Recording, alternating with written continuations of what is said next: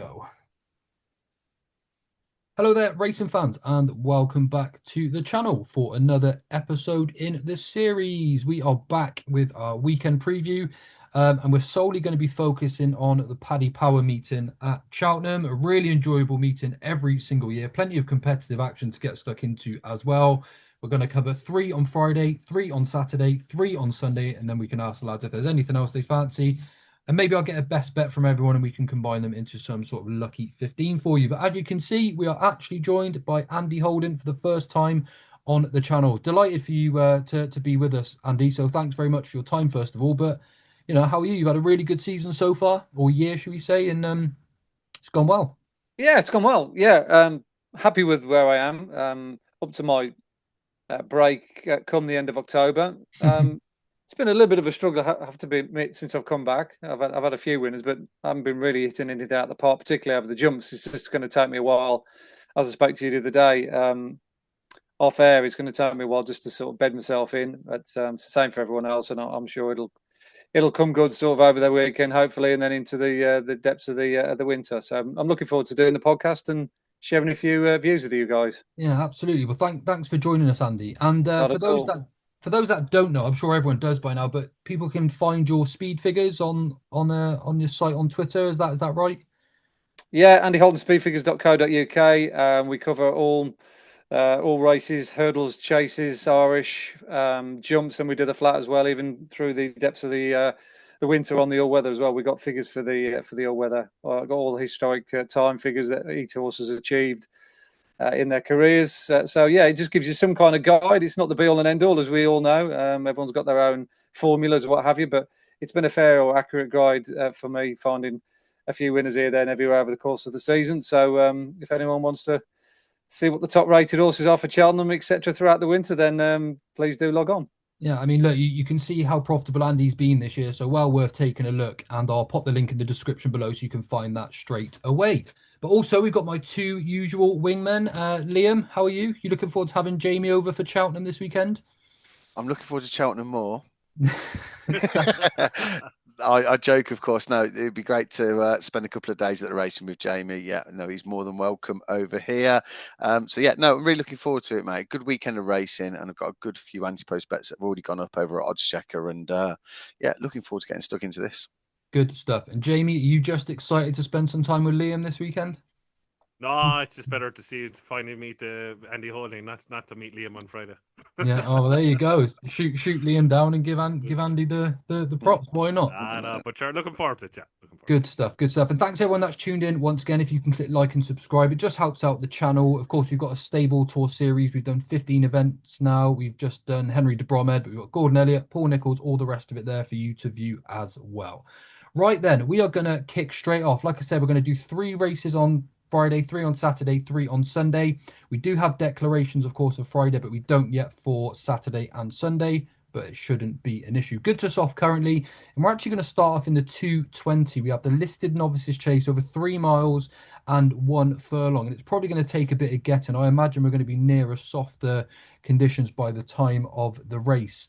Andy, we may as well come to you first if you don't mind. We've got Wade Out at 9 to 4, Leave of Absence at 7 to 2, Double Powerful at 9 to 2, One Big Bang at 5 to 1, and then Isaac Dezobo at 13 to 2. Plenty competitive for a 5-runner field to start us off anyway.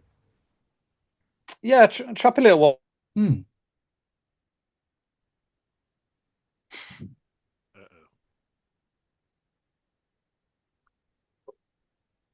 Well, he's coming back. We'll give it a second. Yeah. Technology is brilliant when it works, isn't it? Yeah, isn't it just? Isn't it just? Whilst we wait for Andy, in fact, let's come to one of you boys first. Liam, we'll go to you. Yeah, no problem, mate. I was quite taken by Wade Out. It's not particularly original, given the fact that he's at the head of the market. Ollie Murphy's obviously been absolutely flying since the season started. And I know slightly painful for yourself, perhaps, Joe, but I don't think you would have been as disappointed as some of the reaction from the performance of Wendigo when Wade Out beat him at Worcester. I wouldn't have been overly disappointed either. Obviously, it ended up going to the steward's room as well, didn't it? But I was quite impressed with that. He did blow out at Cheltenham his only start at the track, which people may then start to think was a bit of a concern. But he's performed at other tracks where there's undulations and characteristics of those Yes. courses have kind of stiff fences. Wetherby and Lingfield being a couple, and he's finished second at Ascot previously. If the rain does come as we're expecting it to do so, mate, he will not mind it if it comes up soft. You got Sean Bowen in the saddle. Ollie Murphy's still trapping along lovely at a 20% strike rate. So yeah, it's not very exciting, but I would be with Wade out in this in the first race to kick off the November meeting. Interesting. Yeah, it's probably time where we'll find out whether he's a Brown advisory contender, I guess, or whether they go down the handicap route. I suppose that might be what we're going to find out from this run potentially. Jamie, are you with Wade out as well, or have you got something else in mind for this one here? No, I'm not weighed out anyway. No, I'm in the thought process of Liam, to be honest with you, Joe, is that he bombed at Cheltenham. And to be honest with you, I thought Wendigo jumped well enough at Worcester. And I always said to you, Wendigo to get further. I think Wendigo's a better horse than Wade out. Yeah, just sure. me. And even on the racing at that, I can have leave of absence either, because I think this needs good ground, and I wouldn't be shocked if it didn't go up. Like, going up a stone for beating Paddy Piper on good ground at an October meeting after being beaten by 24 lengths by the changing man in last year's the Reynolds-Town, no. And especially if the rain comes, no. As simple as that. I think is he last run out of novice company or something like that. I don't know. He's been in handicaps or whatever. Double Powerful obviously won last year the handicap hurdle when you were over, Joe. We should have backed it, but you know how I'm going to tip in the outside of the whole field. The slight doubt about Isaac Dezobo is that it's his second winter operation, which is not great. But I'm holding on it to a little spick of form from last year. Two of them, really. The one is in Taunton, when he ran in the 3 mile soft ground. The second that day was the Diane Chief. Now, I had only one bet today, and the Diane Chief was beaten. He should, if he jumped the last, he would have won. DK just got him at the end. The jockey lost his arms. But the form I'm really holding on to Isaac Dezobo was in 2024 on the 27th of January, third behind Gidley Park and Lucky Place. Look at what they've done. He was only beaten 6 lengths by Gidley Park. Soft to the ground. I hope it rains and rains and rains. And 3 miles one on soft ground is exactly what he needs. So, because of... You want it borderline abandoned, Jamie? Is that what you're saying? Yeah, I'm on borderline abandoned. Yeah, I do. I really do for this horse. I think he's just crying up for soft heavy ground, so to be seen at his best. So yeah, because I don't think it's an absolute great top notch race. If Isaac Dezobo comes back to the potential that Paul Nichols thought he had, I think he's the right chance. It's 6-1. There's no each way. I wouldn't go each way this because it's a 5-runner field, whatever. So 6-1. Isaac Dezobo at the moment is for me. Yeah. Okay. Cool. Nice one, Jamie. As you know, I'm a big fan of the horse too. We sort of spoke to Paul, didn't we? And he sort of said to us like we haven't seen the real Isaac Dezobo, and last year he was my number one horse to follow. So I would definitely like to see him run well. Wade out obviously beat Wendigo, like you boys said, over a trip, too short for our fella anyway. Hard not to be impressed by leave of absence last time out. But I just got a little bit of a question mark about him backing it up, like you said, if it's a bit softer too. So I've actually come down on Double Powerful, James. Like the horse that obviously won when I was at yours for this meeting last year. He's actually unbeaten on soft and heavy ground. He's by Okavango as well, so he'll stay. He's produced Mr. Van Gogh, Champ Kylie Pinkerton, etc. He had that prep run last month as well, coming off a break, and it was a really good effort. So I expect him just to come forward a little bit as well. Although his mark probably isn't, it may be a little bit short of what's required. I think the conditions of this race may just bring him into the mix a little bit more. So we're going 3 different ways there. Liam with Wade out, Jamie with Isaac Dezobo, and then Double Powerful for me. I have messaged Andy. He hasn't actually replied, so I'm wondering if there's some sort of issue that end, but we're just going to carry on anyway, and hopefully he will join us back in a moment. We go on to the 255. We've got the Grade 2 Schlur Chase over 2 miles. We have John Ball at 5-6, Lotus Hood at 4-1, Liberty Hunter at 9-2, Edward Stone at 16s, Matata at 16s, and then Brookie and Hadex Dezobo out there at 50-1. Liam, do you want to just kick us off a sec, just while I drop Andy a message? Yeah, no, absolutely, mate. One thing I would find interesting, I'm not sure if anybody knows the answer to this. I'm assuming we wouldn't, but is there, I wondered if there was a time sensitive period as to when trainers have to update whether it be the BHA or the likes of the Racing Post, with regards to wind surgery operations, because I came across this today and then noticed that a couple of other people online had flagged it, and it was the first time that I'd seen it when looking through this race. The fact that he had a wind operation, so I don't really know how that works, but also they can be quite invasive. They can be very small, can't they, with regards to the actual procedures? Yeah. So I think a little bit more clarity around those in future would be great. Then again, we're getting walkover beginners chases, so let's not be greedy. Yeah, no, sure.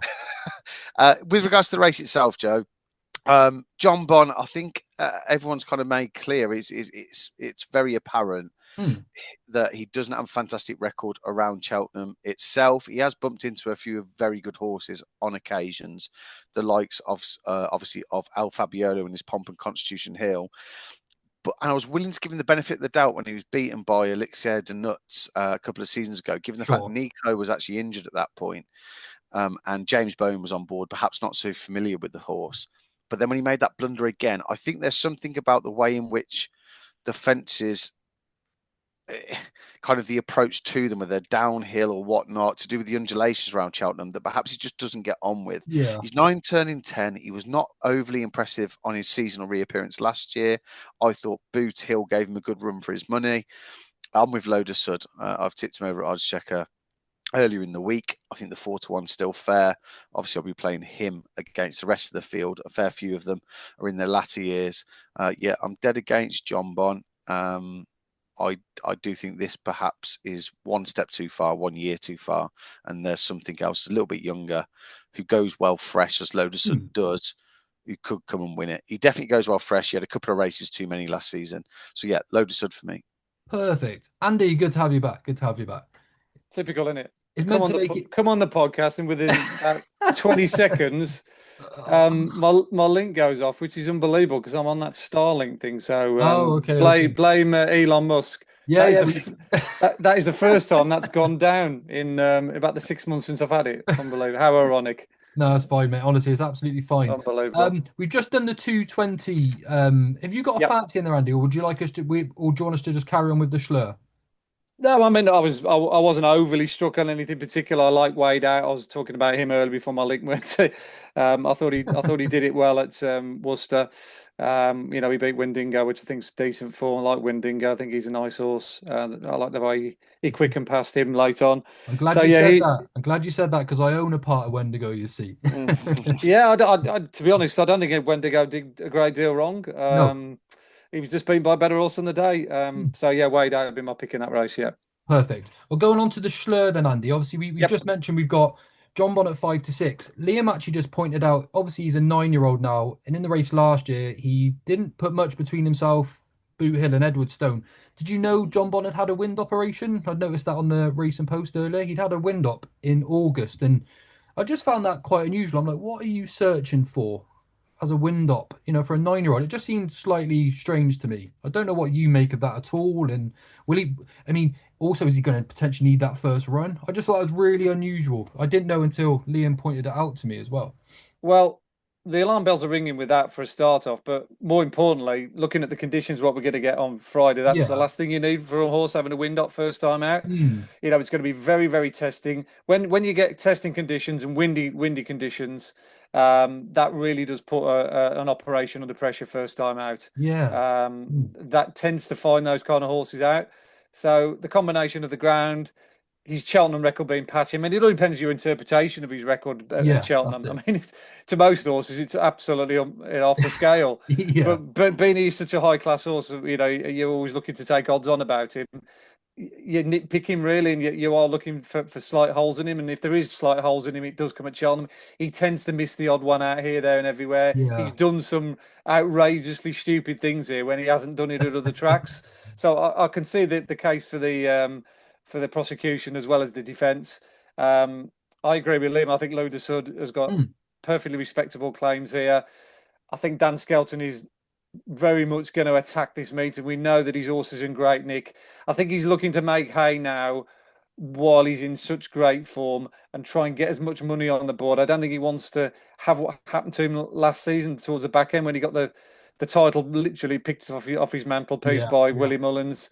So I think he's looking at all these big prizes now and thinking, well, this is Loader Sud's champion chase. Yes. You know, a lot of the, you know, he's not going to go and win a champion chase next season when the big guns come out, the Marine Nationals and what have you. So I think this is his time to strike. He goes well fresh. He won't mind the ground. I think Liberty Under looks the big danger based on the conditions. He's got a great record first time out as well. But I just want to try and stick with Team Skelton as much as I can in these kind of races over the weekend. Yeah, I'm in a similar boat to you. I actually have done a bit of a U-turn on Loderson. I thought before Caliph de Burley ran at Exeter the other day, I thought, well, they've got two that could be, going down the 2 mile route. And I thought, well, maybe Loderson is a bit of a grand annual plot. But now it's come to the day and the question marks around John Bon. I've done a bit of a U-turn then. I think, well, hang on, like you said, there's a 60 grand pot on offer here. His horses are in good form. He's probably going to be trying, and like there's plenty of question marks about the favourite too. So I would be of the same opinion, Andy, that Loderson is going to be well up for this himself, as will Connections. Liam just said the same. Jamie, are you going to make this a full house? No. Oh, how could you do that to us? John Bond's biggest fan. No, yeah, he I am won't. John He Bond's won't. biggest fan, yeah, and he should be in the King George. And I think that's why they had a wind up, but now they've changed their mind, unfortunately. That's the door down the road. But no, I think it's Liberty Hunter. Andy's just touched on that there. His record fresh is very good. And he's 1-2-1, fell at Cheltenham. Just go back and watch the race in the champion chase. He was 4 lengths down at the third last. And he was tanking along. Now, would he have won and beat Marine National? Forever the fan of the world of Marine National would say absolutely no. But he probably wouldn't. He probably would have finished a good second to him if Quicksillios, whatever. He would have been third, basically, if Quicksillios stood up. I think that's still the best form to side here. I know he won in first time out in the December meeting last year, beating Isar Dairy. Then Master Chewy's behind that. Master Chewy reversed the form at Newbury, but I think Cheltenham was Liberty Hunter's track, second in the Grand Annual to Unexpected Party a couple of years back. First time out is probably the time to catch it. I agree it's going to be a Skelton kind of benefit because he needs to make the money up to catch Mullins from last year. But Lotus Sud, like fourth in the Arc last year, only by night then came out last week, who beat him obviously. Getting £11 off Cham Kylie in a 2 mile race wouldn't scream absolute class form to me. Caliph de Burley let the form down, but we'll get on to another horse that Caliph de Burley has form with in the Paddy Power. But no, I think it's just time to catch Liberty Hunter. I think it's between Liberty Hunter and Lotus Sud. I think John Bond will be third. Okay, well, Joe, can I just add? Sorry, given the fact that yeah. 3 of us have mentioned a Skelton horse, just something that's come to light today, and perhaps you could make a mountain out of a molehill, and it could be absolutely nothing. But he sent 10 horses to Bangor today, and the record reads pulled up, fifth, third, pulled up. Interesting. A few of those were sent off at relatively short prices. 5-2 pulled up, 3-1 finishing third. And you had the likes of Lamilos, a little bit of an old boy, many of which were bigger prices. So as I say, I wouldn't make a massive overreaction, but that did it did make my legs wobble as such. But to a degree, I just did think, I hope there's not something up really down I'd make down a in comment Ulster. on that. I don't think he expected half the rain there was in Bangor. That's just my first thing when I saw the rain today. I was like, uh-oh. Do you know what I mean? And do we think put them all in the tracker next because they probably all win. Yeah. Are we expecting soft ground, guys, do we think, come Friday or at least Saturday? Yeah, Friday? Yeah, definitely. Yeah, okay, fair point. Minimum soft ground, looking at the forecast. And I've got a good pal that lives not too far away from the track. He says it's been raining pretty much all day, and he expects it to be soft to heavy come Friday stroke into Saturday. Okay, fine. Yeah, good. Well, that's helped because I've certainly looked at it that way with regards to the racing anyway.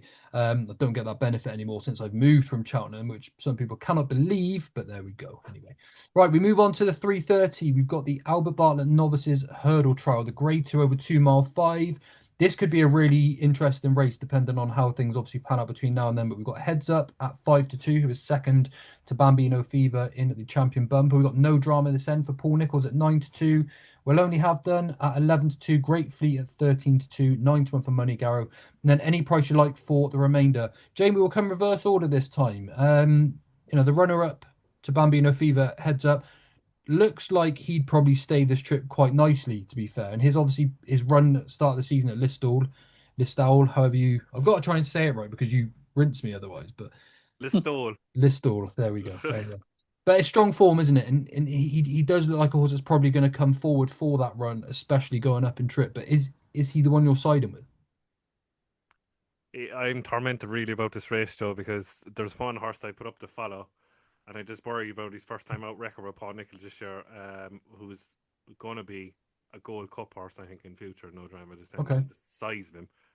Heads up with, I slightly would go with heads up, and it's unoriginal because it had a run at the stall, and will go out in front, and it'll be catch me if you can. But if you're looking at the bumper form already, like Bambino hasn't been seen, Diplomacy pulled up at Galway, Caballero Cliff was nowhere the last day. Mm. Kairos has gone for big money for Elliott, and hopefully, I think that's biggest eye catcher of the whole bumper sphere last year.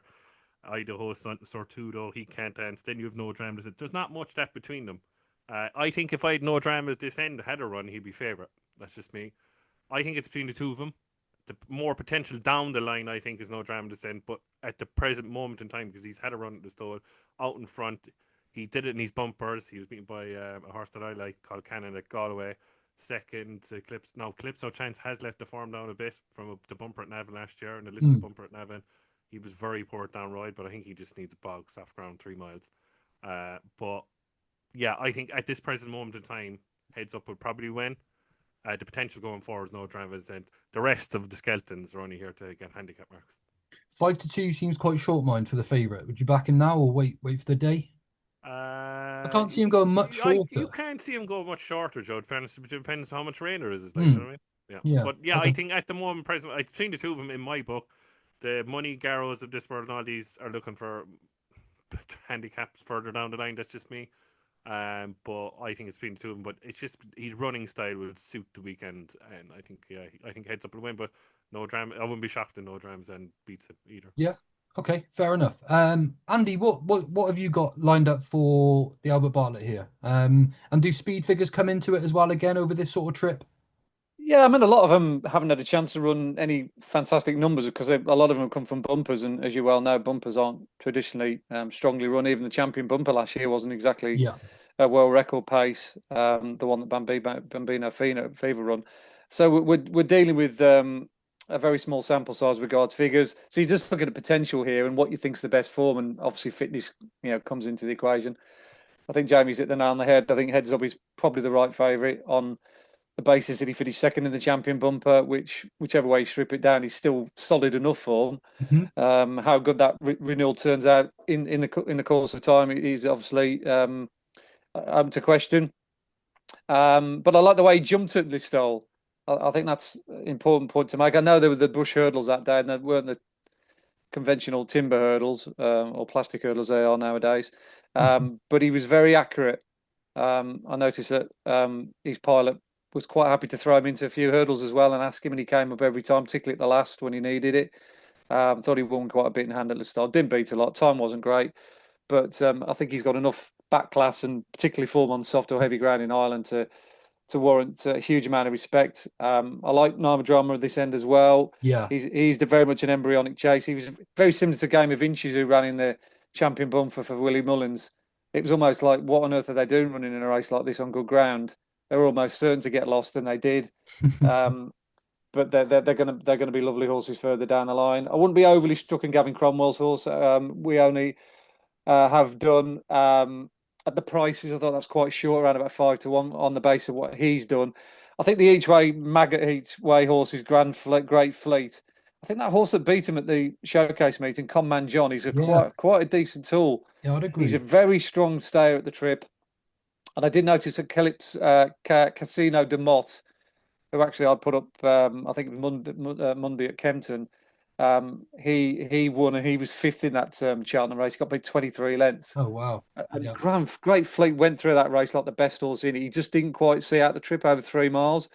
So I think the drop back to 2 mile 5 for a strong traveller who's won on soft ground with the Skelton team still in good form, even though Lynn says that they had a worrying day banger. They've still had 18 winners in the last fortnight, which is still not too bad for an out of form team. I think he's the each way alternative at 13-2, given that he's had a run and the conditions will suit. Liam just likes to throw us off, so we go against the selections he fancies. Did you see that? He told us the horse he fancies, and then he I just played want a it bigger down. prize, Joe. Yeah, that's it. Exactly. Liam, who do you fancy in the Albert Bartlett trial then? In that case, because I think you were quite keen on Great Fleet last time when he was second to Conman John. So I was, and watching that back, mate, and on that particular course at the October meeting, it's not uncommon for those that kind of get first run on good ground, especially. To then be very hard to peg back. He was absolutely tanking down the hill. I almost felt as if Harry Skelton was still trying to fight him a little bit coming down the hill, and like they're entering the last few furlongs of a 3-mile race. And I just thought potentially going at a slightly quicker pace now over 2, 3, 4 furlongs shorter. He was definitely the bet for me. I can understand heads up. Time will tell, as Andy has already alluded to. I don't make a lot of that champion bumper from last season. I don't know why. It doesn't sit with me as well as perhaps that we're not going to get a Lecky Watson Dream to Share factor file type crop out the back of that. I think Great Fleet is a cracking each way bet. Yeah, I'm all over him. No drama this end.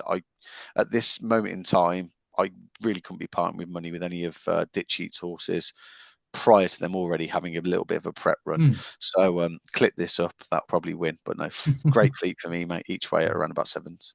what do you think of that, Andy, with the regards to Paul Nicholls' form this season?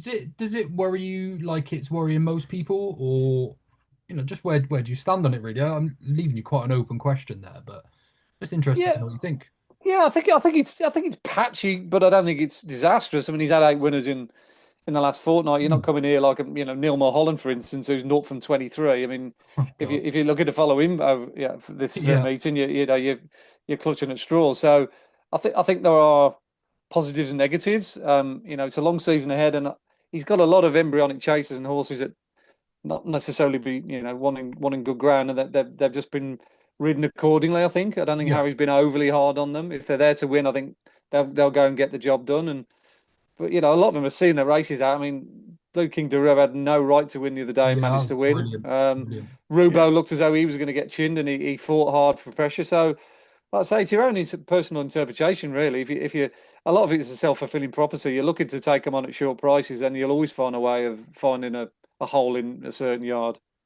Yeah, look, I certainly start to hope he comes good anyway because he's got some really nice prospects. Again, like no drama at this end. It'd be nice if he could run well here and then potentially go to the Cheltenham Hurdle and be his horse for that this year. Because although he didn't impress in the champion bumper, I don't think Paul Nicholls gears them up too much of their bumper campaigns, and he did run quite well for a long way before just not finding anything up the hill. So I'd be inclined to give him a little bit of leeway there too.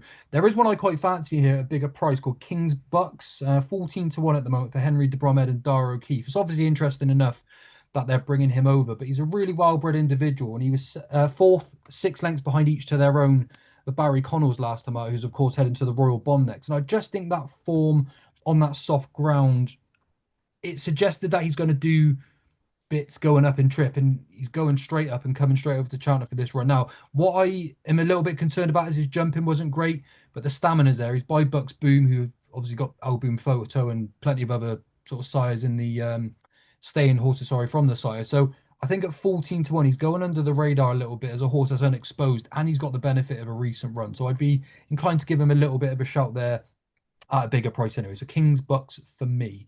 Okay, let's move on to Saturday. Again, just important to point out we don't have the declarations for these races at the moment, but we have the JCB Triumph Hurdle Trial. Looks again like it's going to be a pretty decent lineup if we can get Parchment in here. Precious Man. Hallelujah You is interesting as well for James Owen and Sam Twiston Davis, but there's plenty of others in the lineup. Jamie, have you got a fancy in the Triumph trial here? Parchment's been well spoke about, hasn't he? Yeah, you took the words out of my mouth. It's Okay. Parchment. But the slight quote that I don't like what James Reevely has said is that he's the speedier type of horse and needs better ground. Okay. But sometimes I don't buy into that because he's one on very soft to Dottai. And the second horse, Pourquoi Pai Papa? Papa Yeah, that's was it. bought for 200 grand and is gone to Nichols. The third and fourth in that race have gone on to win races. He was obviously bought as well himself out of the yard. Yeah, it's tentative, Joe. The Precious Man, who was beaten by the Mighty Self, trained by Noel George in centre arm, was beaten then following after that when he beat Precious Man. The Mighty Self beat Precious Man at outside, but didn't back it up. So Okay. look, it's a slight chance on Parchment. Is it a huge thing? No, hallelujah, whatever for James Owen is in this. So Mm. you have to take notice of all their horses, Yeah. especially this time of year. It's very tentative, and what I've heard about Parchment, and I go with Parchment at the prices. Yeah, look, when we had Tom Malone on, he couldn't speak any more fonder of the horse, and obviously he's going to, but there was a lot to like, I suppose, about that run in Compiègne with regards to attributes, and he sort of found again after the last, which I like. They came to him and he took off again. Really, really impressive. Andy, would there be anything for you in the Triumph trial? Certainly not from a betting perspective. Okay. I think the two French horses, or ex-French horses as they are going to have a huge advantage under the conditions because they're already proven on it. Particularly Precious Man. If you go back and look at his two runs, they've both been on heavy bottomless ground, but both Mm. been at Auto, which is always renowned, obviously, for heavy ground. I quite like the way he did it that day. I know Jamie's pointed out the form isn't probably worth a bag of spanners, but um, he just grounded out that day on looking as though he's running on the unfavoured part of the track. I think the winner came at the stand row, which is usually the place to be at Auteuil, and he came down the middle, which to my eyes is always running in the swamp. So the fact that he managed to come out overcome that and win is good. And out of the two trainers that have had winners in this race before, David Pava, I don't think's ever won it, or certainly hasn't won it in the last 10 years. But Dan Skelton has with All Mankind. Of So course, he's yeah. kind of got some kind of idea what kind of horse he wants to win a race like this. I think it's going to count against a lot of the UK horses that the sort of like Hallelujahs, the one horse towns of this world. The James Owen horses who probably would have thought 3 or 4 weeks ago when they're targeting this race, the ground will be good at Cheltenham for this meeting. It often is, and now they've completely been scuppered. So I'm not sure we're going to see an East India Dock performance by No. Hallelujah. So yeah, look, I'm not trying to say that I'm putting up any bets here, but I think Precious Man's the most interesting runner of the two French horses. Be nice for Johnny Delahaye to have a winner first time as well for Dan Scout. And I think, is this going to be his first runner? I think so. I For believe so. I don't um, recall Johnny having a horse with Mm. Dan. No, I no. think he's got two with him this year, and I think he's sending two over to Ireland as well. So just be nice, for Dan to get the win. He obviously had the Manila Marathon win the other day for Ronnie Bartlett as well, sort of the first Yeah. one. It's nice. He'll probably get rewarded for Yeah, good results Nichols as won't be well. happy with it. He was just thinking, oh No. Christ, Skelton's going to start nicking all my horses Yeah, off Johnny Delahaye. especially when Pic de Rie's probably the most consistent horse that Nichols has had, and he's with Johnny Delahaye as well. You Yeah, just think, yeah. oh God. But anyway, Liam, have you got a fancy in the trial? When I first saw this on the running order, my initial thoughts was, who has put this on the Jamie. running It was order? Jamie. And then I started to come round to a horse based pretty much on form, on figures, on back form and secondary form, and properly dug into the race and loved it. One Horse Town, a 72 rated flat horse for Harry Durham. Obviously, he's won his first three starts. He wouldn't be a selection for me personally, but he has won by a combined 53 lengths on his first three starts over hurdle. So those who perhaps would prefer more experienced jumping obstacles, he should definitely be on people's radars. Obviously, you've mentioned Parchment. There's been a good word for him, but yet we're yet to see the second. I started properly digging into Precious Man. Andy's obviously already alluded to him. I think he's really interesting. He was second by 3 lengths on debut in France. The winner has subsequently gone on to place in a grade 2, again in France. The third has hit the places. The fourth has won twice, and the fifth and sixth have subsequently also won. He then returned to Auteuil again, as Andy mentioned, and he won on that start. He was getting up on the line. Everything about that performance, he quite literally, it was dying stride stuff, Joe. Everything about that makes me think he'd love soft ground climbing that hill at Cheltenham. I think he'll definitely want further in time. That form again has been franked. The horse in third that he beat by 9 lengths has since won twice, and even the fifth has gone on to win, who he beat by 13 lengths. And then I started thinking, well, Skelton's horses aren't particularly forward, especially the younger ones he's mentioned. He was suggesting you can do a lot more with some of the older horses. However, recently in a stable tour, he said he is a useful. He won a useful race over in France. It belongs to Johnny Delahaye. He looks like a real hurdling type at the moment. He's very active and jumps well. He is an up on the bridle type of horse. He's not a slow backward type of 3-year-old. He is quite forward. He should be quite exciting, which makes me think they've done a lot more at home with this horse than some of the other younger ones. Do you think that could be as well something to do with, like we said, the Ronnie Bartlett horse won first time out over hurdles? These big owners that they're maybe getting a slight bit more attention first time out. Obviously, they're going to still come on for it, but getting a bit more care and attention with the mindset that they've got big owners expecting things from these horses. Joe, I didn't even consider that, but I think potentially you're bang on the money, mate. So yeah, quite possibly, yeah. So this horse, he may well want to make an impression on those with obviously deep pockets that can potentially fill a few more stables in his yard. So yeah, this is a race generally I'd watch. I'd go, but I'd either be at the bar or between the bar going to watch it. But I think potentially, price dependent, I may have a bet on it, especially when conditions are going to be really to suit this horse. So yeah, Precious Man for me. Yeah, okay, perfect. Lovely stuff. We'll move on to the Arkle Challenge Novices Chase Trial, the Grade 2 over 2 miles. We've got July Flower in here 11-8, Bird at Road at 9-4, who I've got big jumping worries about. Be Aware at 4-1, Relieved of Duties at 8. Pretty much any price you like for the remainder. Now, Liam, we have to come to you for this one first. You're a big fan of the mare here, aren't you? Oh, she's exceptional. Well, she was exceptional on Chase debut. Absolutely. She attacked her fences. She was low. She was slick. I love the comments that came out subsequently from Henry with regards to going down this route. Obviously, I've already tipped her over at Oddschecker and on our first Ante-Post series, Joe, at 33-1 for the Arkle. Without co-pector boards in that field, the betting market itself, you can just dismantle it with ease. She's already shortened up. I think I'm hoping she puts together a very good performance, obviously over course and distance. Henry's never scared to throw a very high-class mare up against the geldings with that £7 allowance. He's done it, as we mentioned the other day, with the likes of Mascada, albeit in a handicap. Last season, the Big Westerner, Honeysuckle for year on year, and most importantly, Put the Kettle On. He manages to progress all of his horses from from hurdles to chases. Put the Kettle On, improved £30. July Flower doesn't need to improve £30 for going chasing. Otherwise, she's going to be spoken the same sort of sentences as Sprinter Sacra. She doesn't need to be Sprinter Sacra. If anything happens to co-pector boards, she could end up at the top of the market. 33 is massive, 25 still about. I won't have a bet on this weekend. I'm already invested long term. I hope she does what I think she can. And it'll be a little bit of a nervy watch, but I'm excited. Okay, July Flower for the obviously excited Liam there. Andy, any word for the Arkle trial? Have you got a fancy? Yeah, I remember doing some work on July Flower back in the sort of autumn of 2023. A good friend of mine's a bloodstock agent, and he got me to do a card at Auto, and he said, just do this card for me and see what you think. He didn't give me any names, but I got a feeling I knew what he was after.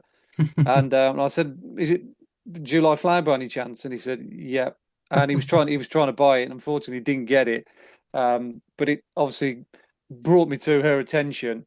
And then she got beaten a Grade 1 the next day by a very good horse who loves Auto. I can't remember its name now. Losange Blue, I think, wasn't That's the one, Losange Yeah. Blue, yeah. That's the one. Yeah, good assist. And I backed this horse off the sort of like data I did, which was very tenuous, admittedly,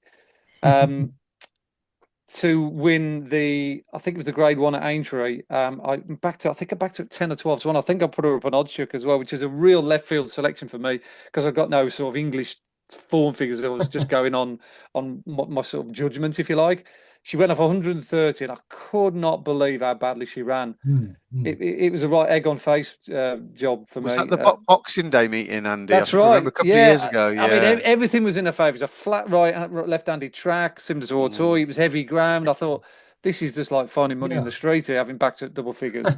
And she ran deplorably. So obviously I've followed her career ever since, and she's been a little bit hit and miss, let's say, in part. But you've got to be impressed with the way she won first time out of the fences at Limerick. It was as if she was born to do that job. Obviously, her sort of background of jumping the bush hurdles in Auto stood her in good stead. Those 2 leaps to the last were unbelievable. Winged them, didn't she? I mean, she just took off in Dara O'Keefe's hand. I mean, but he was even surprised when she came out. So she needs to be careful about sort of over jumping at the ditches as well, which can sometimes, sometimes horses take off too soon. They'll land on top rather than over them and make a good shape. So you need to be mindful of that. But she's different class to these. I mean, she's a proper Grade 1 horse against Grade 3 horses at best. Even allowing for the fact Be Aware is could improve for fences. Looks as though he has improved for fences. So yeah, I'd be surprised if she got beat here. Strong word for July Flower from both of the boys. Jaime, full house? Yeah, there would be a full house, yeah. She's formed with all the right horses, you say, like, especially in the Mayor's champion race at Punchestown last year. Look who's in it. There's going to be, what's happened to State Man today. There's going to be a huge rejig in the whole lot with this, especially with the form lines, with Garler, Marceau, Jade DeGruzzi won the race brighter days. She's running against all the best horses, to be honest with you, Joe.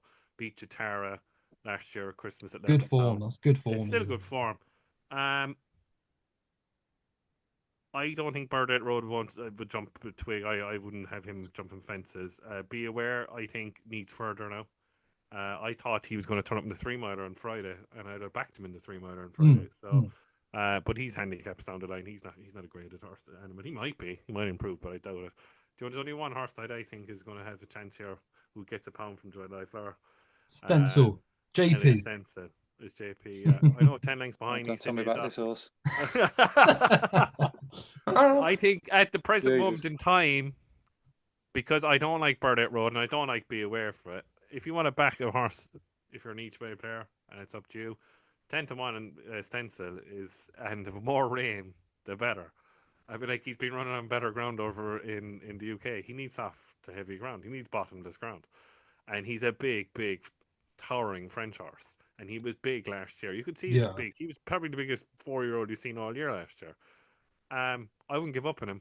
And if he turns up, now obviously it's not declared, we know July Flower is going to turn up. I'd take a chance. I'm actually going to back him after the podcast. I think 10-1 is massive against July Flower. I think it's between the two of them, but it's the leaps, obviously. But Andy said, you've all said that it leaps.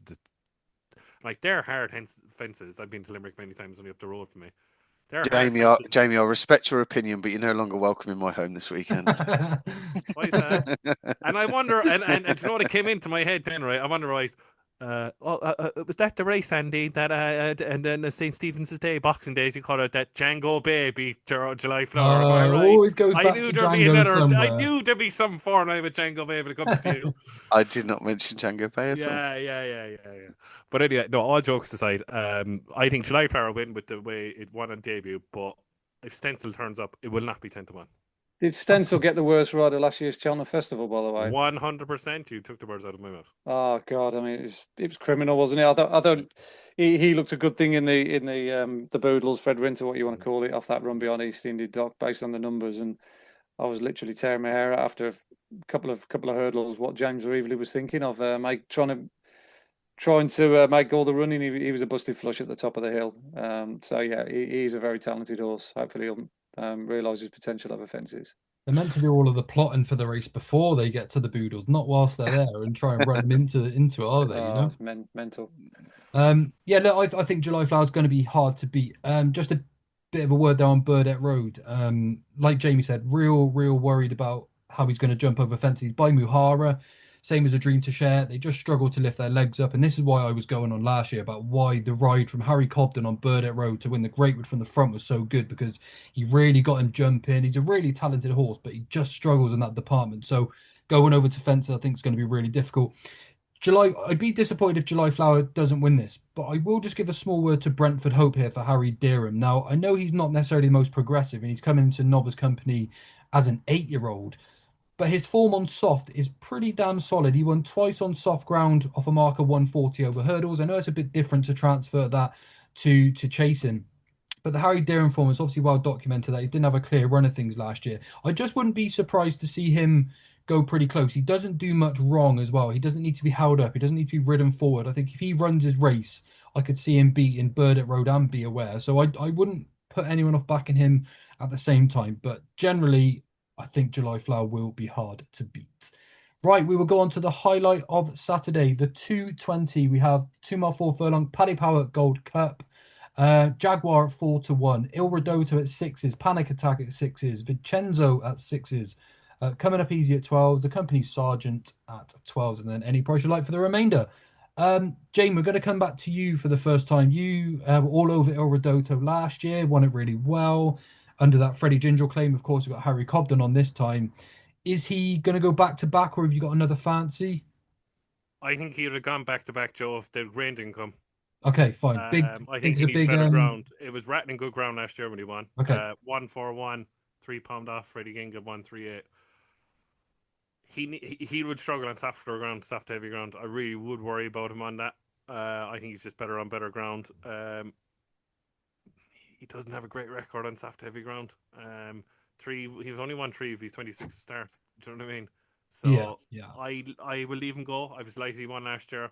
I picked him out for ages, and I was delighted with that. Jaguar, to me, has to do a stage star. Is this thing his first time out? And if he wants to be a great animal, he should be winning this. He should be winning it well. But the problem with Jaguar, he started off with a rating of 118 last year and went up £30.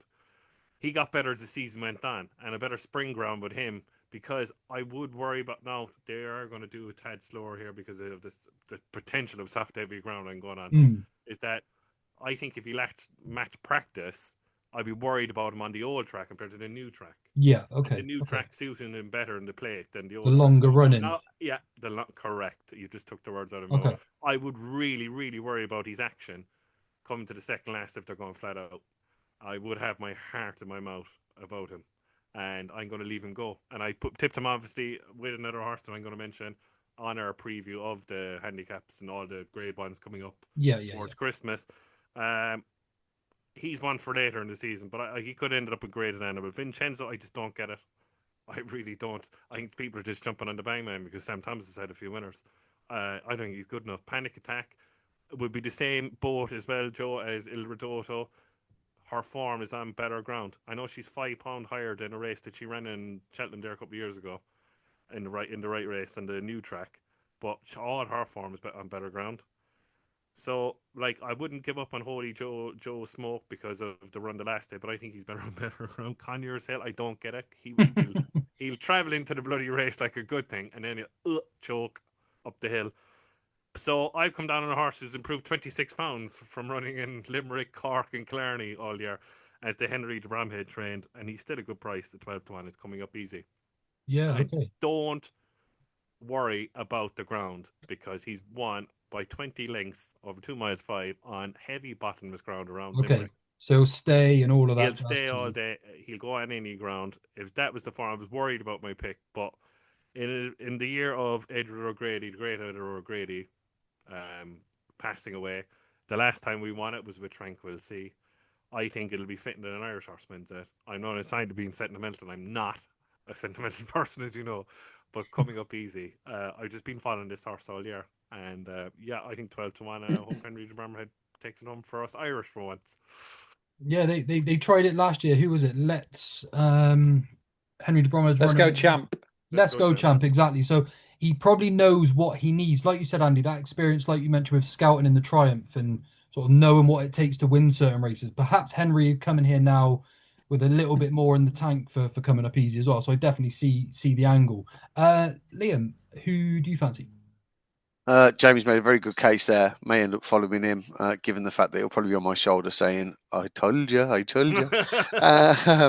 However, I think you got some very good value earlier in the week, Joe. I'll blow your trumpet for you because I know that you will be far too diplomatic to do it yourself. I think you put a Panic Attack over at Oddschecker at around about 14-1. And then the price started to collapse thereafter.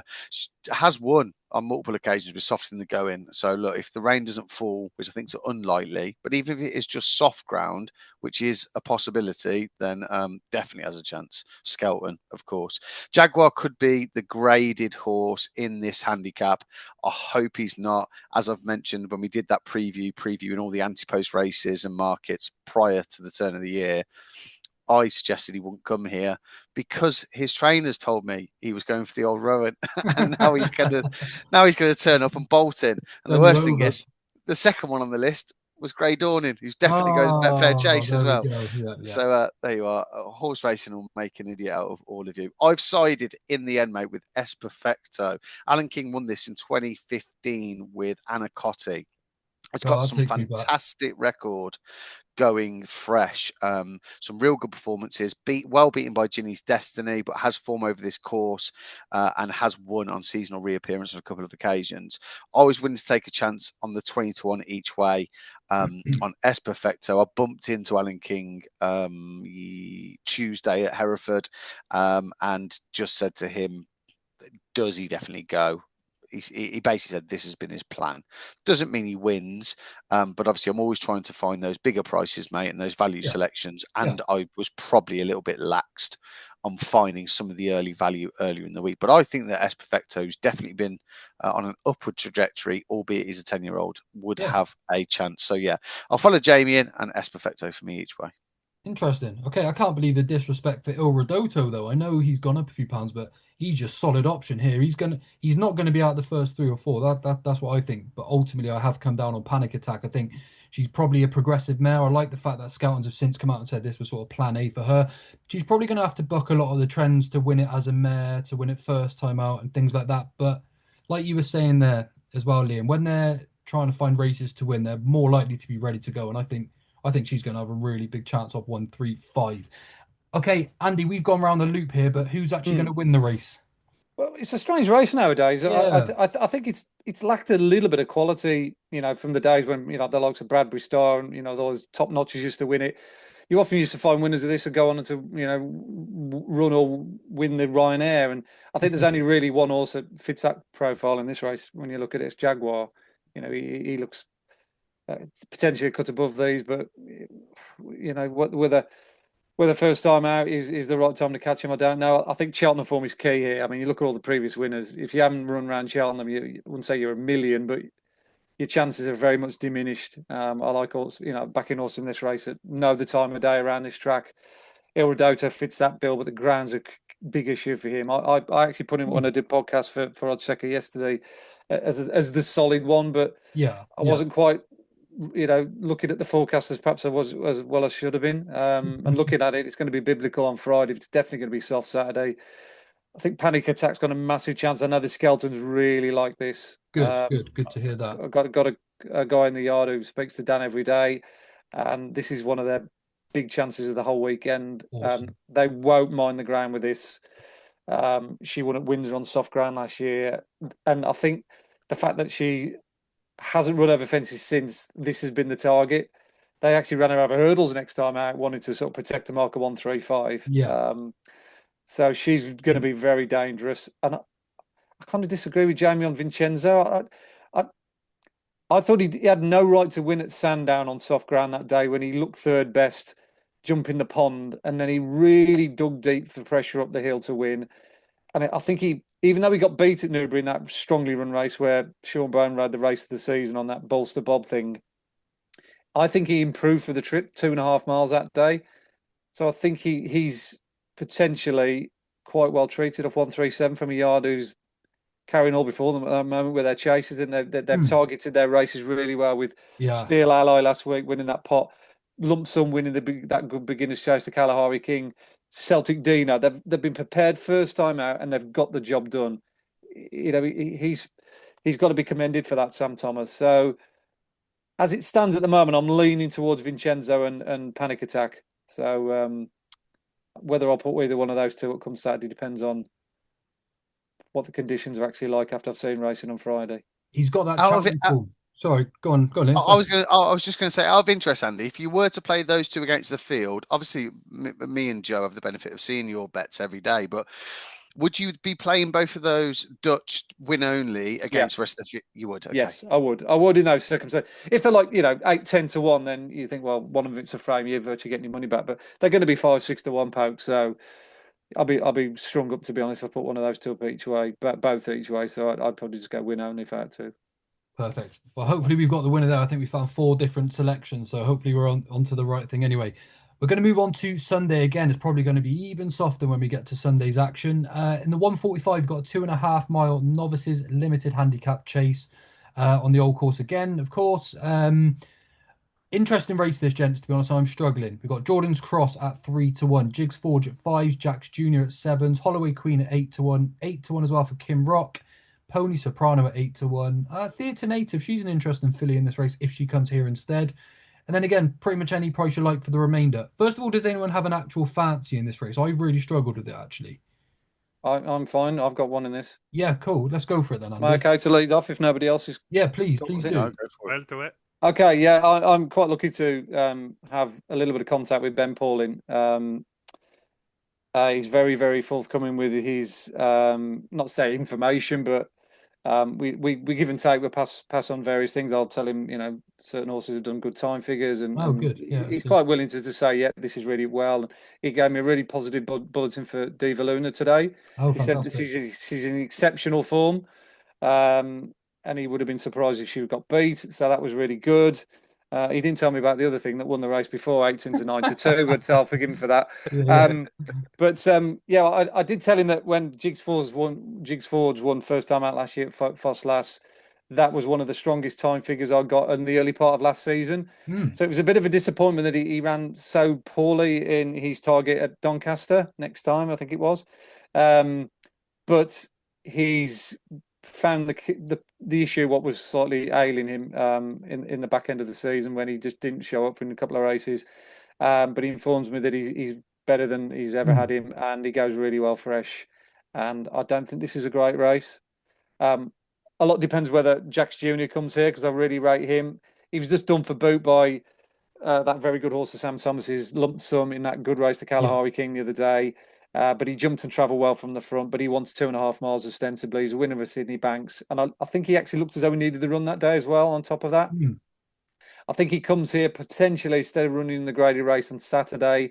And I think he will be the danger to Jigs Forge if he runs. But if he doesn't run, I won't say this is an open goal for Jigs Forge, but it certainly make the race a lot easier for him. So he's a strong bet for me in this. Oh wow, there we go. I love that as well. He's been finding form. That performance that you said there with Diva Luna, she was dynamite today, wasn't she? She She was brilliant. amazing. Yeah, Ben's been, traditionally goes really well in the early part of the season, but this has probably been beyond all his expectations. He's doing really well with a lot of his young novices. And the Jukebox Kid who won at Carlisle, I saw. Yeah. he was very, very good. He's actually gone in my 10 to follow this for the Has season. he? Okay. I think he's exceptionally good. Yeah. Yeah, he had a nice winner as well with no questions asked. I don't know if you saw that the Yeah, weekend. yeah, Brilliant. he threw me at the garden path with that. To be fair, he said that wasn't going to. He said that wasn't going to run because of the Oh ground, no. but they had lots of rain at Ascot the day before, so he ended up running. And I was on Veriflate 6-1. It went off 4-5, and then no questions asked came and did Yeah, me. that's right. I remember. So Yeah. the irony on that wasn't lost on me. No, yeah, I bet he got a stern text after that one. No, no, no, no, no. I wouldn't do anything like that. No. No, I was only teasing anyway. But yeah, good stuff. Good stuff. Strong word for Jigs Forge from Andy. Liam. So the one that is the danger that Andy also alludes to the fact that that looked like he needed the run the last day for Laura Morgan, Jax Jr. I didn't mind that performance one bit. He was more than entitled to get beaten by lump sum. There was £11 on official ratings. And if you look back at how he's progressed from his first run to his next run in the last couple of seasons, so the 23-24 season, he was 11th of 18 on racecourse debut. He then followed that up with a second of 12 at Huntingdon, and then last season was 7th first time out in a field of 11, and then was a winner of in a field of 8 runners. So definitely no disgrace the fact that he was beaten by Lump Sun, who Andy's already mentioned. Obviously a far better horse over hurdles and potentially probably will be over fences as well. And obviously that was off level weights. I really liked how he jumped. He was pretty clever at his obstacles as well. He seems to take a massive blow, like coming towards the business end of the race. I think he definitely needed the run. I think he can come forward for that. So if he does line up, he has got some form on soft ground. Depends how biblical the rain is over the course of the next few days. But it'd be Jax Jr. I think he's an each way bet to nothing at around about 7s. Okay. Jamie, can you give us any more clarity? One for Andy, one for Liam? No, I'd be more exactly with what Liam said. To be honest, I know Andy said a great case there for Jigs Forge, but that's the one I kind of came down on. But I wouldn't have a strong opinion. But exactly what both Liam and Andy said, Lumson just had just more boop. Jack Jr. obviously won the April meeting this season just gone on better ground. most of his form is on better ground. Is this the little slight worry? That's why I didn't Okay. put him up. If it was better ground, I'd be all over Jax Jr. Yeah. Yeah, okay. Lovely stuff, gents. We're going to skip the 220. We said we didn't have anything in there unless you do, Andy. No? Okay. No, that's Per- proper Perfect. banana skin racing, mate. That, yeah. Good stuff. Good. I'm glad we're all on the same page there. Yeah. But we have the 255. We've got the Oddschecker handicap chase, the 3 mile, 3.5 furlongs, and this is going to take some getting, isn't it? By the time we get to Sunday, Protector at 3-1, Tanganyika at 4s, Marble Sands at 5s, Beauport at 6-1. He'll stay all day. Rock My Way's a nice horse there for Joe Tizard. Oh, he was, I think, with Sid Hosey actually, so he's actually gone to Tizard now. Ask Brewster, who's a beautiful horse as well, and then pretty much any price you like for the remainder. Jaime, we're going to come to you for this one. There's plenty of horses further down the market that could go well if declared as well here. Is there anything stand out to you? Jubilee Express, I was kind of coming down at the start, Joe. Obviously There's second in the Welsh Sam National. Thomas, look, there's that Sam Thomas angle, see? At the start, but was 6 then and beaten absolutely miles then by Apples Away at the Grand National Trial, and then it was dropped to further. We went up to 138 after Welsh National, and then it's gone down to 129. So you have to take that on board. Obviously, that's one. But I'm going on the form of the National Hunt Chase last year, won by. It's just the form is there. Haiti Calor, second, Rock My Way, Will Do, Resplendent Grey, Transmission, Indoor, and Heracles Westwood. Now, Heracles Westwood and Rock My Way at the present moment in time are out of the handicap. There's £5 between the two of them, and I think there was £5. £5 is it? Yeah, £5, 4 or £5 between them in the National Hunt Chase. Sorry, £3. So he gets £5 Heracles Westwood. Heracles, I would come down to Heracles Westwood more. I think he's form on heavy ground way back in Fontwell. And it's the race as well that he ran in Punchestown last year to a horse that I really like for like Grand Nationals down the line in Shambally Kid. He went off 15-2 joint favourite for that race. And he won a race at 13-8 favourite last year on soft ground at Windsor. And lo and behold, who was in that race? Who fell? And he went past him. He was going past Myrtar, who actually hosed up in the Ultima. So there's your form. I think it's between Rock My Way and Heracles Westwood. They're going to get in off very, very low weights if they get in. Heracles Westwood is 16-1, and I would be a tentative each way at 16-1 at Heracles Westwood at the present moment in time. Okay. Yeah, perfect. Andy, do you like anything in the stay race here? A lot depends on which horses run here or run in the other race. I think it's on the Saturday. Very similar races, aren't they? One's amateur riders. They've got the same bunch of horses in there, which James already mentioned. Heracles Westwood, who ran a Herculean race behind Haiti Calor. You've got Transmission, who looked as though he A, needed the run, but B, more importantly, wanted softer ground. He's very much a 3.5 mile horse more than anything else. So he's always going to get done for boot that day. He's an interesting runner, and obviously Rock My Way as well. So I'd rather just sit on the fence here and wait to see what runs on the day before committing to anything. So I don't want to put anything up misleading anyone, and then they end up running in another race. So it's a per many one from one of those three, depending on who comes in here. Perfect. That's more than acceptable. Liam, who do you fancy in the status? I always get a nice smile, mate, when I look at fields like this. You got Protector out as a 10-year-old. Sam Brown has ran so many credible races last season, now 13 and still rocking up in races like this. Late Night Pass, 12 years old. So then you start looking for those that are going to be a little bit more progressive and slightly younger horses. And then you land on an 8-year-old at the bottom of the card called Nassalam, who has been around since about 1973, it would feel, because my God, God knows how long ago he was a juvenile for Gary and Josh Moore. Look, it's a bit daft suggesting a horse that from his last 5 appearances at this course in particular, 3 of which have ended in a letter rather than a number. He's been pulled up 3 of his last 5 starts at Cheltenham. But that form at Chepstow, this is going to be an absolute swamp. He's had a prep run. He might have fallen out of love with the game. But the way that I punt, as we will all know, I'm more than happy to take a swing and find out at 40-1. You don't need many 40-1 shots to go in to be profitable over the period of time. Nassalam is definitely on my radar for this. I would want an unbelievable downpour. I think form at Chepstow translate quite well to Cheltenham, something we've discussed regularly on the pod. He would be one that's high on my radar, mate. Again, couldn't commit. There are some in here you can just draw a line straight through. The likes of Lord Accord, Mr. Coffee. I don't think has ever won a race in his life. Bless him. Lord Accord will want better ground. So yeah, the one at the very bottom of the market. You never know. If he gets pointed off the boards by the Moors, you know he's on a going day. Yeah, lovely. Nasalam at 40-1 at the moment there for Liam.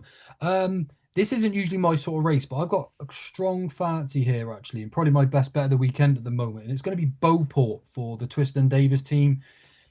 Obviously local boys to Cheltenham, but this horse will stay all day long. I don't think it matters whether it's good ground, soft ground. He can just stay and stay and stay. He's a pretty reliable jumper too. And although this is a horse that may have some bigger targets further down the line, there's a fair £44,000 pot for this for the local team. And I think they're going to have him pretty much ready to go first time out. His record fresh suggests that he's got no problem as well with fitness, when he first starts out his season. He's a very, very reliable jumper that helps. His marker 154 gives him 11 stone 3 at the moment. That's more than feasible when you take a look at some of the opposition that are carrying more than him. So I think he's a dour stayer. He jumps well. He travels well. I think Beauport is a stonking bet for this weekend. A bit of an each way bet to nothing if you're that sort of player too. But I think he'll line up in this race. It makes sense for me to see him here too. I think Beauport is one seriously to keep an eye on. Okay, and the final race that we're going to look at is the 3:30 on Sunday, the 2 mile, half a furlong Greatwood Handicap Hurdle. I absolutely love this race. I really do enjoy watching it every year. And Liam, we're going to come back to you for your selection, please. Well, I've got selections, unfortunately, one of which has already gone up and will still be readily available at his price of 33-1. I know the intention was initially to go to the Welsh Champion Hurdle, and he didn't turn up there. I know at this time of year, last year, he had an issue. I think he had ringworm and basically shouldn't have run in the Greatwood last year. But Cracking Rhapsody, who is twice a Moor Battle winner, and then went and won the Scottish Champion Hurdle when even when Willie Mullins was sending over an absolute battalion of horses. I really like the fact that he managed to win that day. I think he's up to a mark of 139 now. He had the likes of Absurdin behind him that day. Ethical Diamond, the Breeders' Cup Turf winner. I didn't think I'd be saying that. And it also showed his performance in the county hurdle itself, that it's not just the case that he only performs in and around Scotland. Obviously, he is, as I say, twice a Moor Battle winner and Scottish Champion Hurdle winner, but he performed credibly that day. That was obviously really competitive. He had the likes of Car Geese and plenty of others lined up for that day in particular. I'm hoping he comes over. He's taken a bit of a drift in the market, 33-1 each way, and I would be playing him as an each way bet. And also happy to do so with Rubber Ball from Neil Kingsyard. They went pretty close a couple of seasons ago with Look Away. He finished second that day, funnily enough, behind another runner in here for JP, potentially, Iberico Lord. And he's actually got some decent form, finished ahead of Tutti Quanti, who's now actually rated higher in the handicap official ratings, and that was on soft ground. So conditions could certainly suit Rubber Ball. Neil King knows how to prepare one for this, as he did with Look Away a couple of years ago. So yeah, some decent form lines there. He'll enjoy the ground conditions. So I'll play 2 against the field, 1 I'm already invested in, and Rubber Ball I'll be back in as soon as we hang up. Perfect. Nice big prices there as well, Liam. Jamie, who's your fancy for the race this year? Fancies. Yeah, it's with me. That's fair enough. Is it deep enough field? I just can't think of the Murphy horse. Stick to the plan. I'm just sick he didn't come here because I thought he'd win this. I'm gonna be loving Alexei, Mirabad, Celtic Dina won't turn up on that ground. Gibbs Island, I think, won its handicap at Chepstow, was impressive. Iberico Lord is £13. We were there 2 years ago, Joe. I'll skip him for now, even though the more if it's a swamp soup for him, the better. But I've come down on 2 horses. One's for Alan King and one's for obviously Tony Martin. Of course. Of course, has to be Tony Martin. If it was Charles Burns or Tony Martin, yeah. Castle Corrock is my main fancy in the race. It's 16-1, I think it is. Look at the form. It was proper soft ground when we won its debut over Hurls. And who did it beat? Diva Luna. And Diva Luna won today, obviously. Third at Kelso. I think it's a bit fair, but it's like run in a 2.5 mile Grade 1 novice to the entry. Honesty Policy, Regent Strode, Finney for whatever its name is, Cockta Divan, Horace's Pearl, and finished 10th. I think it needs better, proper soft ground to see it at its best. They tried further. I have no problem. Alan King can prepare a horse. I know he might have Hellvine in this, but that horse doesn't seem to go through with it. That's just me. Even though I backed it at Sandown to win that final there one year, and it did me a turn, beat a skeleton horse. But it's just the form at Diva Luna today, after the way Diva Luna performed today, is actually sticking out, and the way it ran in the Grade 1, only 10 lengths behind a very decent, two decent horses, Regent's Road and Honesty Policy, handicappers in a Finicula, Cocktail Divan finished behind Romeo Coolio. What more is there to like, and I think it's Matt. I think the last time one was it Harambe was the last great woman. I might be wrong. I did finish second. I backed it that day. King in handicaps, first time out, always has done me well in previous years in my punting. So he's definitely one, and I can, but not say put a pound in the jar. I was actually really surprised. Put a pound in the jar wouldn't go for the intermediate hurdle on Saturday, over 2.5 miles. The one Hamzy won last year. But look, Bowen given an absolute peach of a ride at Punchestown. He's been running on the flat the last couple of weeks to get fit for this. He can go on any ground. Like he finished second at the bumper to shut the diplomacy of Tommy Cooper's at Limerick on bottomless ground. He'll go on anything, and he's 20-1. Martin doesn't come over for the crack, like as we say in Ireland. So they're the two against field. Castle Corrock and put a pound in a jar. Lovely. Some nice big prices there so far, gents. Andy, who do you fancy in the Greatwood this year? Well, I was sort of toying with the idea of going with Alexei, but again, just worried about the ground for him. All his best forms on good ground. I thought Celtic Dino that was very much his target, that Welsh champion hurdle. Obviously, given the connections, they'd won it before. He was ridden within an inch of his life that day, whereas I thought Alexei got a little bit more of a circumspect ride, let's say, win if he could, but it wasn't the end of the world if they didn't. And he went on to prove that when he won at Ascot. I prefer him out of the two under the conditions, but I agree with Jaime with Celtic Dino. I think he wants top of the ground. I think it was soft or heavy. They wouldn't dare run him. So I think Alexei is probably the strongest one of the two out of that form line, which is very, very strong form as it stands. But Jamie's, I won't say stole my thunder, but Castle Corrock is the other one I quite like here. Obviously, I'm into that Diva Luna form line. The fact that he battered that first time out of Sandown. But Diva Luna was actually right at that early part of the season. Okay. It wasn't. She sort of went wrong towards the back end of the season. But I know that Ben had her right first time out. He couldn't get his breath that she got beat. I thought his run at Aintree was perfectly respectable on ground, and he wouldn't have liked his run at Kelso. I didn't think the track suited him, but it was still a good run in a graded race. He got some good horses behind him that day. Alan King's record in this race is phenomenal. He won it with Harambe back in 2019. He won it with Elgin as well, first time up 2017. If you look at the last three runs subsequently, he ran Edwardstone and finished 5th, Tritonic finished 4th, and I think it was Harbour Lake finished 3rd behind I Like to Move It. So his last 5 runners, 2 have won and the others have avoided the frame. So it's very much targets a good horse at this race, and he's definitely a better horse than Hellwine. Hellwine's a complete thief. I couldn't have anything to do with him whatsoever. So yeah, I think Castle Corrock is massively, massively underestimated, stroke overpriced here. He will not be 16-1 on the day. I'd say he'd be vying for favouritism, because I think if Celtic Dino doesn't run and everyone realises what the ground's going to be, they're going to be looking towards soft ground horses, and I think it'll take a while for the penny to drop. Proper dark horse found by both of the guys there, Andy and Jamie. So I think I might have to have a little bit of a swing at it myself. I'm going to take a chance on Lelupa, who obviously was a winner here last month. Whoa. You criticised me for tipping that the last day, and you're keeping it now. You're a gas man, you Ginger Joe. I like you've never usually got a nice words about Fergal full stop. Never mind tipping his horses. You had a heart attack when I said Fergal O'Brien the last day. Well, I like this fella. I do. I think Fergal. Well, should we say Paddy Brennan's been finding some pretty nice horses. I don't see what's wrong with Lelupa at the moment. Obviously, got a nice bit of course and distance form. He's only gone up £6 for that win. He won plenty easy, beating Prince Quattro, who was with Rothwell in Ireland before he came back and won next time out as well. I think that form's pretty strong. He obviously has Tom Broughton as well on board, claiming 5. He couldn't claim 5 the last day, so it almost brings him back down to the same level. So I just think he looks like a horse that's well handicapped enough for me to get involved at 20-1. Conditions will be fine for him, and he looks really straightforward, which I like as well. You're probably going to get the best out of him because he's not exactly a quirky sort. I've lost a couple of points already by backing Stick to the Plan, unfortunately.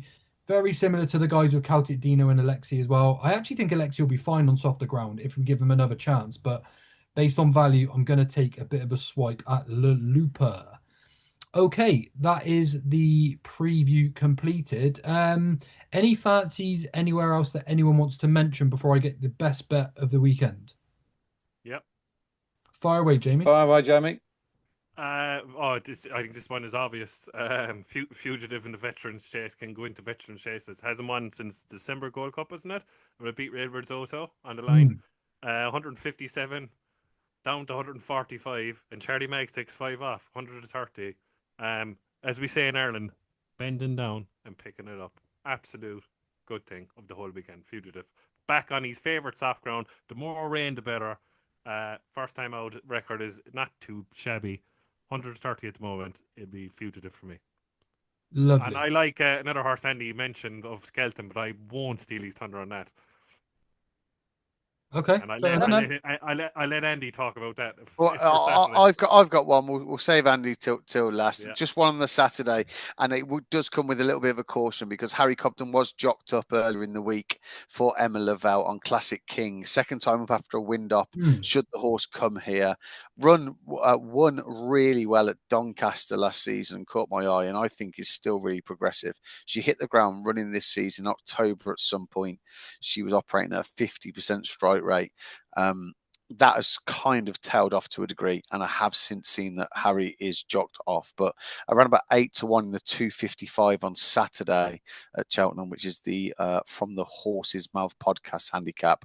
I'd wait for Dex because that is not a decent indication that Harry's no longer on board. But Classic King will have wins in him. I think he's a real nice horse. So yeah, that'd be the only one from me. Perfect. Andy, Jamie mentioned a scout on horse. Is there something in mind for you? Yeah, it's a bit of a Dan Skelton loving for me over the weekend. I'm going to be rather disappointed, as the yard will be if they don't do any good. I've actually got 2 of Dan's. I think there's a good one in the very first race of the meeting, a Pas de Nom. He ran beyond a horse of David Pipes the other day, which I think quite a bit of. And he finished second that day, but I don't think he lost a great deal in defeat. I think it was General something. But would you fancy Sober Glory in this race, fellas, off a mark of 116? Oh, yeah. How much of a good thing would it be? Well, he finished second. He finished second. How much can I have on? Yeah, he finished second team in a bumper at Shepstone, his debut last season. He wasn't knocked about, and he stayed on very eye catching. The 2 of them were miles clear of the rest. And like I said, he had a nice little spin the other day at Newton Abbott. That wasn't the be all and end all. Whether he won that day, I think he got beat by a good horse, as I said. And he gets in off 116 with Tristan Dourlon. That'll do for me there in the first at Cheltenham. The other one, Supremely West. I think that's the one that Jamie's referring to. Was 100%, yeah. 100%, he was with Dr. Newland. He probably was the worst jumper of a hurdle you'll ever see, Supremely West. He used to get into the bottom because he had his small horse. He used to make a terrible shape. He used to lose so much ground over his hurdles. But he put it all together the one day at Haydock last year when he won by a long, long margin. That was on heavy ground. And he had a lovely spin round here the other day when he finished third. Was it behind? Was it in the third times qualifier? Yeah, was it behind Marchantou? That's it. Yeah, that's it. Yeah, that was the fastest time figure that we got of the 2-day Paddy Power meeting, showcase meeting, sorry. That was an exceptionally good race. I think Marchantou could easily be a graded horse off that. And Supremely Rest he was very much ridden with another day in mind as far as I could see. The heavy ground won't bother him. In fact, the heavier the better. So I think he's a decent bet on Saturday. And the other one's Friendship. You mentioned, we spoke earlier and you said about this fella. Absolute murder when that horse fell in the Silver Trophy. I was big on him that day. Did you back him next time as well? I didn't. I was on holiday. I was away. I was in Gran Canaria for a week, and when I got back, I saw he'd won, and I was absolutely gutted. But the form of that race has already begun to work out, and the Silver Trophy has worked out accordingly. I think Edie Wood was another winner out of it the other day, along with Pagan. I still think he's well handicapped, and he won't mind the ground either. So those are my 3: Supremely West, a Pas de Nom, and Friendship. Fantastic. In no particular order. Okay, fantastic. Sorry, just one question for Andy. Andy, would you suggest the 50-1 about Marchantou? I know it looks very competitive this season for the Stayers Hurdle. is that out of the question based on the figures that you've seen? I wouldn't put anyone off having a speculator in the Stayers Hurdle on a horse that could easily improve through the ranks, because I think the Stayers Hurdle, as it's been well documented the last couple of seasons, is very much up for grabs. I don't think we've seen a superstar the last 2 years. And yeah, if he wins at Haydock, I think it's a race that Grand Cru won many years back before he went on to he almost win at Stayers Hurdle. Unfortunately, I think there was a significant French horse in the way of him. Or it might have been Big Bucks, I think, at the time. Yeah, I think it might have been Big Up at the time. Memory's not as what it used to be, guys. You have to forgive me. But yeah, I think Marchand too. He could easily improve to get to in the conversation, let's say, for the Stayers. And Emma Laval's obviously had Paisley Park, so as you know, exactly, required and stuff like that. So, well, I think the Wall Park won that race last year before he went on to run okay in the Stayers. Yeah, he finished third in the end, didn't he? Isn't that his place? And it was yeah. Okay, lovely. Thanks very much, gents. The one we're going to combine a lucky 15 though, if you don't mind. Can I ask for one selection from each of you? I know in no particular order, Andy, but are you okay if I put you on the spot for one? I think Andy's internet's gone just at the time again, but that's okay. That is okay. Liam. I tell you what, I'm going to put Andy's up for him. I'm going to back the thing that he suggested first off. Ape de nom. Should we stick it in the comments, shall we? Oh, Andy's back. There we go. Yeah. Do you mind, Andy, if I push you for one selection? We're going to combine the lucky 15 between us. Yes. Yeah, I've got that. I'll go friendship. Friendship. Perfect. Thank you very much. Liam? I am going to opt with... I wish I prepared better for this, Joe. I'm not going to lie. I'll come back to you. Jaime? Fugitive in the Veterans Chase on Friday. Liam, I didn't give you long. I'm going to go with Precious Man. I will not profess to be an absolute expert with French form figures, but yeah, I'm going to go with Precious Man. You've got Precious Man. We have Fugitive. We have Friendship. Yep. And mine's going to be Beauport in the 3.5 miler on Sunday.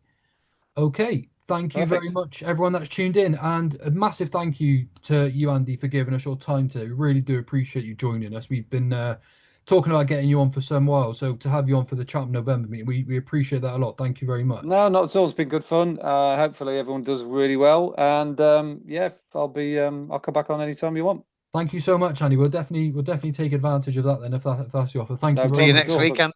See you next week, Andy. Thanks. Yeah. Jaime, Liam, again, boys, thank you very much. As always, we much appreciate you being here. And obviously, thank you to our viewers. The subscribers are going up quick. Our views are skyrocketing now into thousands. We're very, very grateful for all of you. We really are. If you click like and subscribe, even better. And hopefully we found you a few winners along the way. But for now, best of luck this weekend, and we'll see you all real soon.